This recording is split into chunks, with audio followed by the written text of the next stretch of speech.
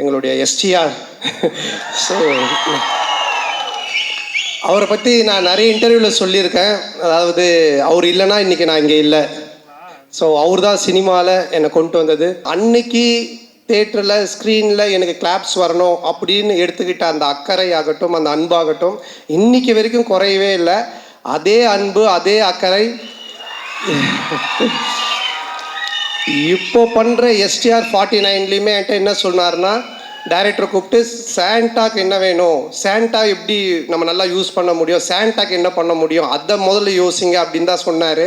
அன்றைக்கி கூட வீட்டில் போய் மொட்டை மாடியில் பார்த்து ஒரு 3 hours டிஸ்கஷன் பண்ணும்போது என்னை பற்றி மட்டுமே தான் பேசிகிட்டு இருக்காரு. ஸோ இப்படிப்பட்ட ஒரு அன்பும் அரவணைப்பும் கொண்ட ஒரு அருமையான ஒருத்தர் எனக்கு கிடைச்சது. உண்மையிலேயே நான் கடவுளுக்கு நன்றி சொல்லணும், எங்கள் அப்பா அம்மாவுக்கு நன்றி சொல்லணும். ஸோ ரொம்ப நன்றி நீங்கள், I love you all the time.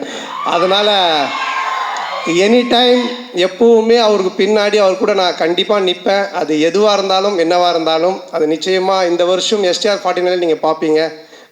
So சொல்லி ஆர்யா முறைக்கிறான், ஏண்டா நாங்கள் கஷ்டப்பட்டு செலவு பண்ணி சத்யம் தேட்டரை புக் பண்ணால் நீங்கள் 2 பேரும் பேசிகிட்டு இருப்பீங்களா அப்படின்ட்டு.